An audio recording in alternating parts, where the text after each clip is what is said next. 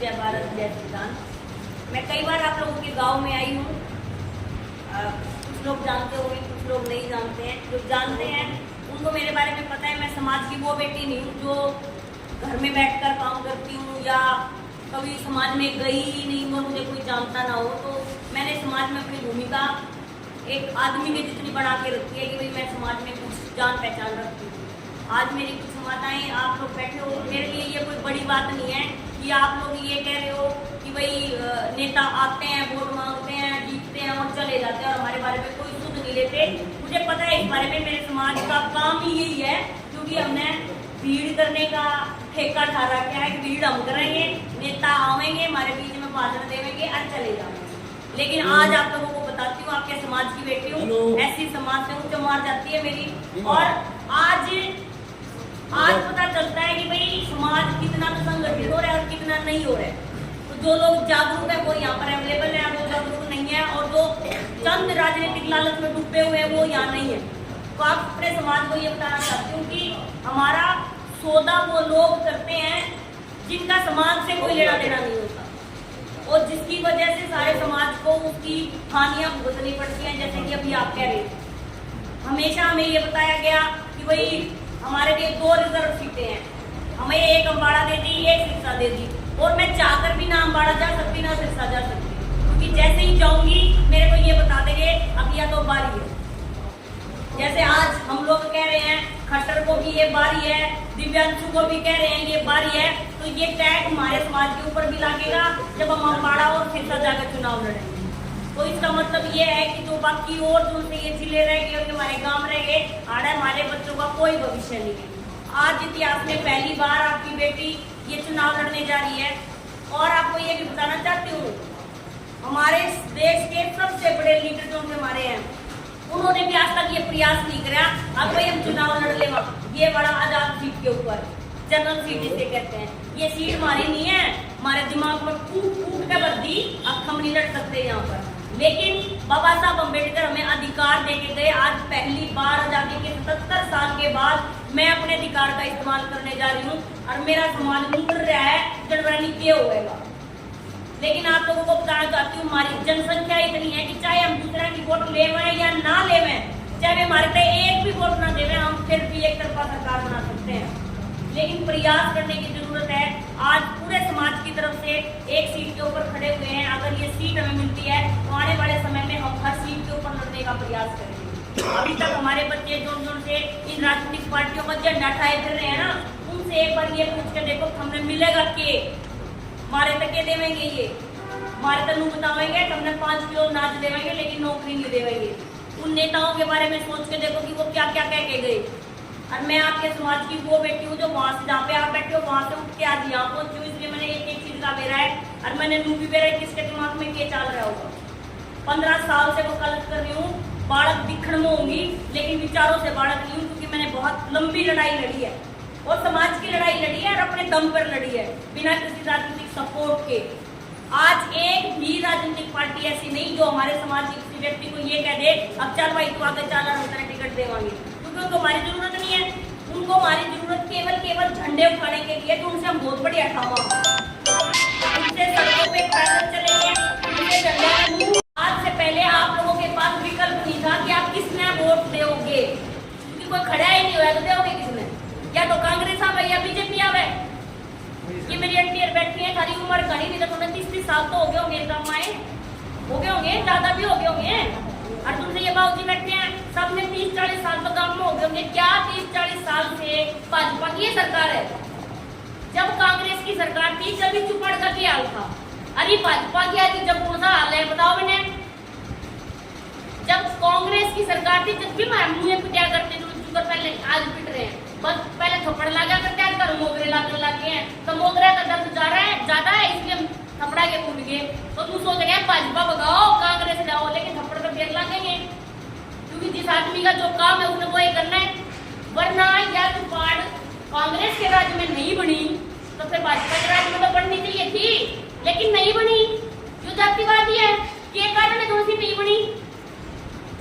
मारे थे किस्ता में चीज देवेंगे, पहले फर्श बिछावेंगे, फिर रिफाई करावेंगे, फिर पंखे लावेंगे, अगली सरकार आवेगी जिसमें लाइट की फिटिंग होगी, किस्ता में देवे, और इसलिए देते हैं क्योंकि हम लोग आवाज नहीं ठगते। जय भीम जय भीम जय भीम करते कि मैंने क्रांति आ रही। आज मेरा बर्थडे वो जय भीम कड़े है। एक राजनीतिक पार्टी को बार बार मुक्का मार रहे हमारी पार्टी है, हमारी होती तो भाई हमारे पार्टी का टिकट देती। जब तुम्हारी है तो हमारे बारे में सोच है, हमारी है तो अगर जब हमारे बारे में नहीं सोच रही तो इसका मतलब हमारी नहीं है। फिर सामान्य पार्टियों की तरह जो कांग्रेस बीजेपी के ऊपर बस पाए। मैं कभी बहुजन समाज पार्टी की कार्यकर्ता नहीं रही, कभी भी नहीं रही, आज भी नहीं। मेरे तो टिकट नहीं थी, कोई बात नहीं कि इस 10 लाख की पब्लिक में कोई भी ऐसा ज्ञानी आदमी नहीं था कि इसने दे देवे। आज हमारे समाज में एक से एक पढ़ा लिखा, एक से एक ज्ञानी, एक से एक बिजनेसमैन, करोड़पति तक भी पढ़े हैं, लेकिन हमारे पास टिकट ही नहीं। क्यों? हमें गुलाम बना दिया। आज अगर हम इस सीट के ऊपर लड़ेंगे और इस सीट से अगर हम जीत गए तो आपको बताना चाहती हूँ कि 90 की 90 विधानसभाओं में हमारे भाई आजाद खड़े होने की हिम्मत दिखाएंगे। वरना आप मेरे साथ चलो, कितने चलोगे? हम बड़े नहीं 2000 का तेल लग गए, सिरसा जाऊंगी तो 5000 का तेल लग गए। बताओ कि अगर जाएंगे हम उड़े रहे तो हम यहाँ रहे, तो हम वहां तो जा ही नहीं सकते, और जा नहीं सकते तो काम भी नहीं कर सकते। और बाबा साहब अम्बेडकर ने अधिकार दिया तो खड़ी हूं, यह अधिकार ही नहीं होता तो खड़ी भी नहीं होती। और ये बात मेरे समझ में आ गई, और मेरे तक पहले घड़े नेता आए, घड़े मर गए, हमारे समाज के भी और दूसरे भी। लेकिन यह बात किससे के नहीं समझ में आई, इसमें मैं क्या करूं? मेरे तो आगे समझ में, मैंने बता दी। पिछले चुनाव में मैं कांग्रेस की वोट मांगी, मैंने आप वही कांग्रेस में जितावांगे। उनका जो चुनाव का लोकसभा का पिछली बार, और कुलदीप शर्मा जी की वाइफ थी, वो मैंने 7 बजे अपने घर पे बिठा लिया गलती काटी में, अब वही सोनिया वोट मांगने जाना है। और मैंने उस चुनाव से एक चीज सीख ली, अब भाई जितने भी प्रोग्राम हो रहे हैं हमारे पकड़ में हो रहे हैं, हमारे समाज के पकड़ में हो रहे हैं, क्योंकि हमारी वाली लुगाई, हमारे वाले आदमियों को इकट्ठा करना बहुत आसान है, फीड करने का बढ़िया जुगाड़ है। और भाषण मैं दूं, रुक के मैं मारूं, और वो मैडम जी खड़े होते थे दोनों हाथ जोड़ के ये कहते थे कि प्लीज कांग्रेस को वोट दीजिएगा। मेरे मुंह समझ मांगी यार, रुक के भी तू मार गई और भीड़ भी थारी और जीतेंगे ये। मेरा यह बात समझ में आ गई। उस दिन तू सोच रही थी, मैं कहा भाई रुक के मारूंगी तो अपने मारूंगी, नहीं मारा किसी के। मैंने कोई गलत बात कही हो तो बताओ। आज से पहले मैं, अभी आप लोगों ने मेरे को बताया कि मेरे आने से पहले यहाँ पर भाजपा का या पता नहीं किस पार्टी का प्रोग्राम था और खूब भीड़ हो रही थी। क्या कारण था वह भीड़ हो रही थी? मैंने तुमको बताओ। वो कारण ये था, अब हमने नू दिमाग में सेट कर लिया, अब हम नहीं न जिता पाएंगे। आज मेरी हवा क्यों नहीं चल रही, मैं समाज तक जानना चाहूँ।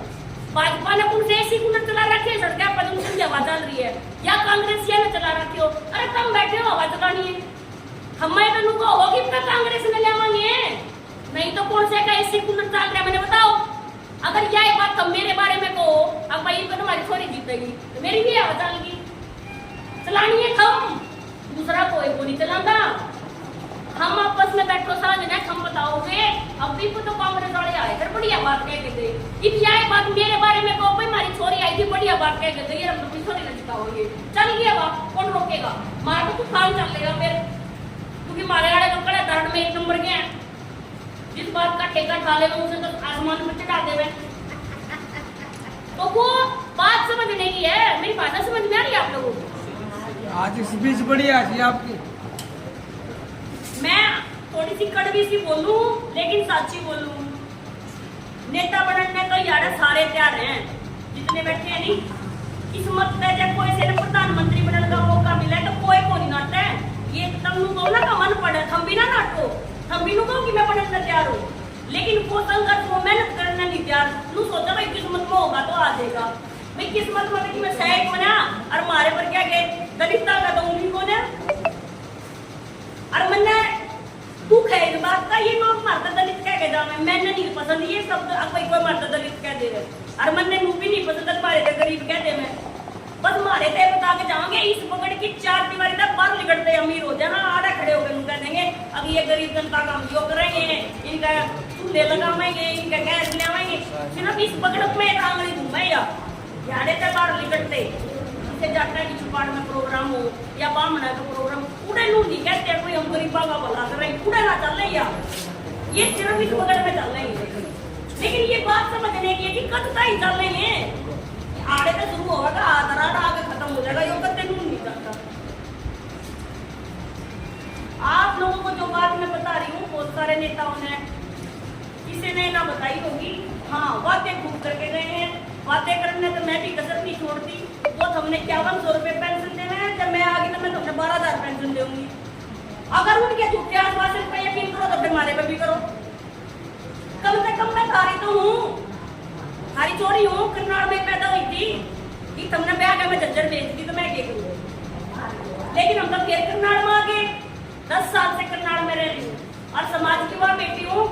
तुलसी इस पहचान रखती हूँ कि भाई समाज में या चोरी है, चलता आदमी को जाना है कि फलाने समाज की चोरी है। लेकिन आज हम अधिकार से अपने गांव में आए हैं और जातिवाद की बात कर रहे हैं ना। अब कोई खड़ी होगी, जातिवाद हो जाएगा, ये हो जाएगा। जातिवाद तो नाच मेरा पट है। अब मेरे पास, मैं वकील हूँ, 15 साल से काम कर रही हूँ और मेरे पास बहुत सारे केस हैं। जब हमारे आड़े मुंह में माता गाड़ी दे दी, जातिवाद कर दिया, मार मार दिया, पीट दिया, वो छोरा मार के केस दिया, किसी लड़की के साथ गलत कर दिया, इसे करे केस है। लेकिन असल जातिवाद आज मेरा पट है। अब मेरा प्रोग्राम, थारी चोरी का प्रोग्राम बस मेरे बगड़ में है, दूसरे के में कौन है। आज मेरा पट है और हमने सब ठंडे पे आए। हमारे आड़े बामण भी आओगे, रोड भी आओगे, राजपूत भी आओगे, सब आवेंगे, लेकिन हम किसका जाएंगे? कोई ना बुलावा, क्योंकि कोई चाहता ही नहीं रहा। और मेरे पास मेरे समाज के अलावा कोई विकल्प भी नहीं है, ना मैं किधर जा रही है, ना मैं सोच रही हूँ मैंने कोई और वोट दे देगा, क्योंकि मेरे पास खुद की इतनी जनसंख्या है। चाहिए भी वोट दे जाओ, हम फिर जीत जाएंगे। हम आपके साथ हैं। तो हर व्यक्ति इसी तरीके की लड़ाई लड़ रहा है। आज अगर बात करें जनसंख्या की, हमारे पास 5 से 6 लाख करनाल और पानीपत की जनसंख्या है, जो कि करनाल और पानीपत में है SC SC समाज की, और इतनी ही BC समाज की है। और वहां तो फिर भी रोड लाके के मार लाके BC समाज वाले तो ये बिना करते ना रोकते ना रुके मार वे जमाई किस्मत के भरोसे बैठे हैं। लेकिन उनको भी ये कहना चाहती हूँ, भाई इन पार्टियों की बगावत करनी पड़ेगी, जब तुम्हारा नंबर लगेगा ना मैं एक बार देखता हूँ। और लड़ाई अपनी लिए लड़ रही, अपने लिए जीतने के लिए नहीं लड़ रही। समाज को एक हिस्सेदारी दिलाना चाहती हूँ। भाई अगर हमारी जनसंख्या ज्यादा है तो हमारी हिस्सेदारी भी ज्यादा होनी चाहिए। सिर्फ 2 सीट दे दी, लेकिन हमारी जनसंख्या हर गांव में, चमार और वाल्मीकि बिना कोई गांव नहीं बसता। फिर हमारे पास इतनी जनसंख्या का हम करेंगे कि झंडे खाता ही ना पैदा हो रहे और ना बुढ़े होता ही पैदा हो रहे। अब बुढ़ापे में जाकर तुम बोलेंगे कि ले टिकट लड़ ले। जो हौसला मेरे में आज है, जो मेरे विचार आज हैं, हो सकता है आज से 20 साल बाद ना रहे, ये मेरा 20 साल में जीऊंगी भी ना जीऊंगी, इस बात का मेरा, क्योंकि जीवन का तो किसी का नहीं पता। तो जो कार्य हम आज कर सकते हैं वो हम कल नहीं कर सकते, इसलिए हमें आज लड़ने की जरूरत है। आप सब लोगों से वोट की अपील करने के लिए आई हूँ। 25 तारीख के चुनाव है, मटकी मेरा निशान है, हांडी छोटी सी सिंबल आप लोगों को दे दिए हैं, तो प्लीज बटन दबाकर अपनी बेटी को विजयी बनाएं। और आप सब लोगों से मेरा ये निवेदन है।